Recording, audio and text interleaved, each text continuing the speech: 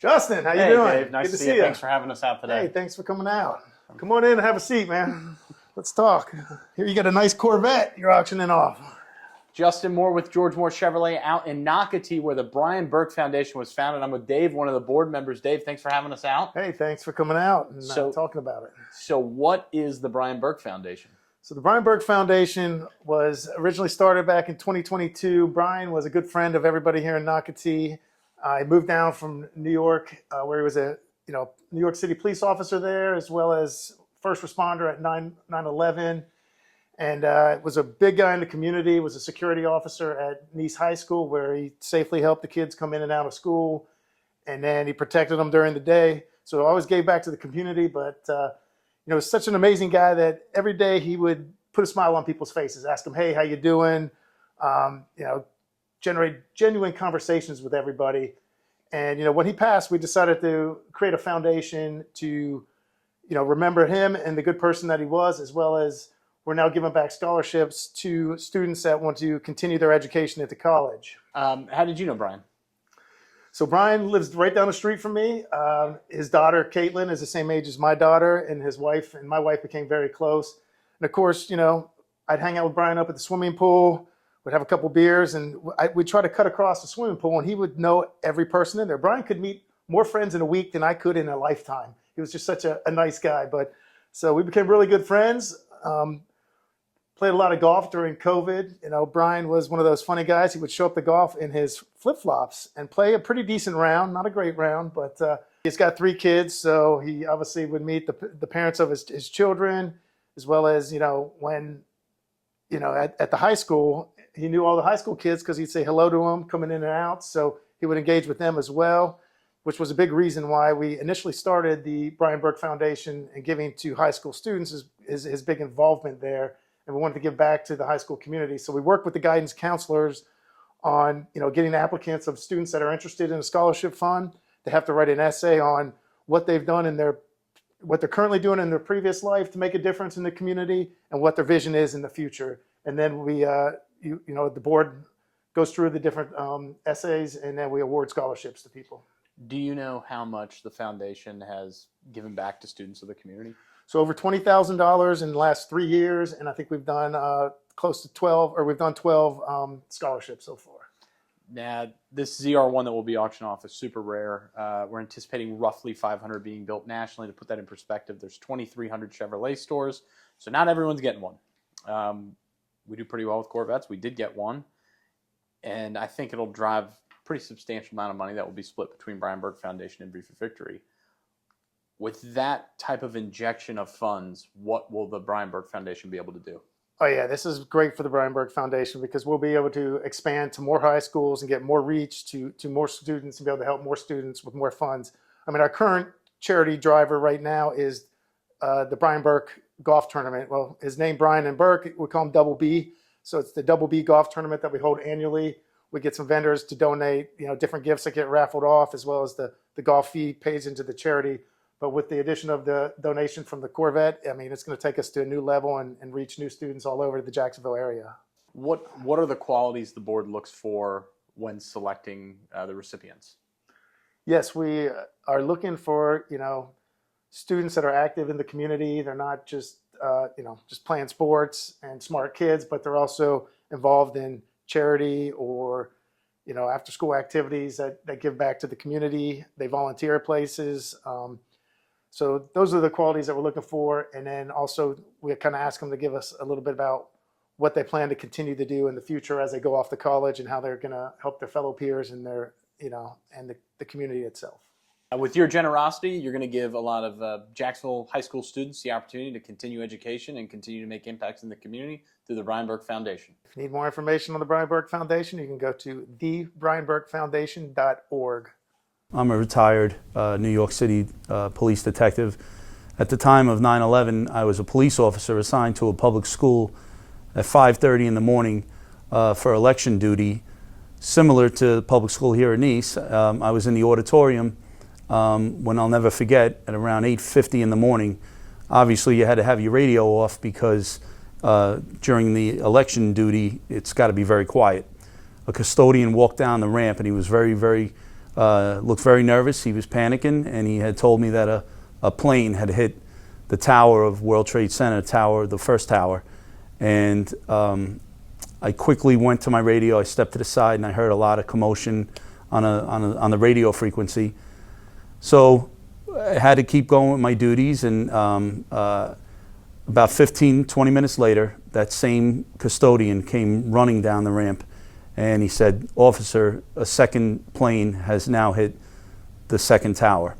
So right there and then I knew that we were under attack, and this was a terrorist attack.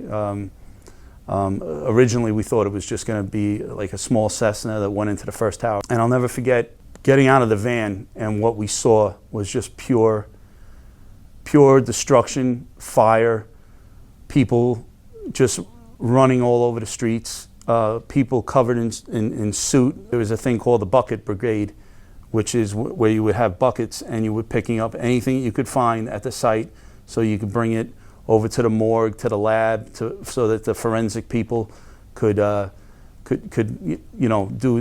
tests. And there's an unfortunate part to it. My cousin Billy Bourke, fire captain, passed away, and to this day it still affects you, because he was a hero. He passed away in Tower 2 of the World Trade Center. He was on the 23rd floor, and he was carrying down a female who was in a wheelchair, and he didn't make it out, but a hero. And a lot of heroes that day. 343 firemen passed away that day from running up the stairs while everybody else was running out.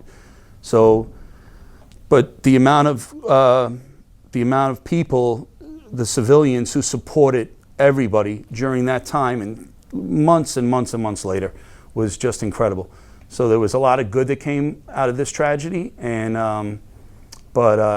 to be able to sit here and tell a little bit about it it's something special. So tough day. It was a very tough period. I know probably 99% of you weren't even born on 9/11. So for the students to even approach me and want to know a little bit of a story from me means a tremendous amount to myself and the men and women of the police department. And I really appreciate the time to give a few moments to talk about it. Our favorite memories of Mr. Bourke was when he would come to the basketball games and support us and always be the first one to jump up and down when we would score. So I've known Mr. Bourke for years. I actually babysit for his daughter, Caitlin, and he's always been a really good family friend to us and the Bourke family too. But something that always has stuck out to me is last year when I was running for National Honor Society president, he was so proud of me and actually wrote one of my recommendation letters. And ever since I won, he was so proud. He used to boast about it. Every time I would leave early, he'd be like, "That's my NHS president. I wrote her letter." So he always meant a lot to me and my family. I just miss him talking to me about sports and out at Wired while I'm filming, and he just brought really positive vibes to the school, and he was such a big light. I'm going to miss him telling me to pull up to the line and then tell me to roll my window down just so he could talk to me before I get to pull out. I'm going to miss him asking me how my doctor's appointments are going and saying he hopes I get better. My last memory of Mr. Bourke was in the parking lot, and I had recently just parked, and he came up to my truck and told me I parked the NYPD, and I told everybody about it that day because he made me feel really special, and it just felt like a really amazing moment between me and him because we had a genuine conversation about the parking lot, and it wasn't just about the parking lot, it was just the pure fact that he had come up to me just to have a genuine conversation with me. Something I loved about Mr. Bourke was every morning, no matter how bad of a morning or good of a morning I was having, he would always give me a fist bump. It would make me feel better. My favorite memory of Mr. Bourke was always seeing him drive around in the parking lot on his golf cart. Mr. Bourke was one of the nicest people that I've ever known. He would always make sure everyone has a smile while they walked into school. Even if they were having a bad day, he would somehow lighten up your day. Mr. Bourke was always a big supporter of all the students that he knew. He always made sure to ask you how your day was going and everything that you were involved in after school. And I know personally that he was a big supporter of the basketball team, so he just really meant a lot to everybody. My favorite memory of Mr. Bourke is walking in every day. He would always get excited to see me and give me fist bumps every day, and he always asked me about football and basketball, and he really cared, so I'm gonna miss him.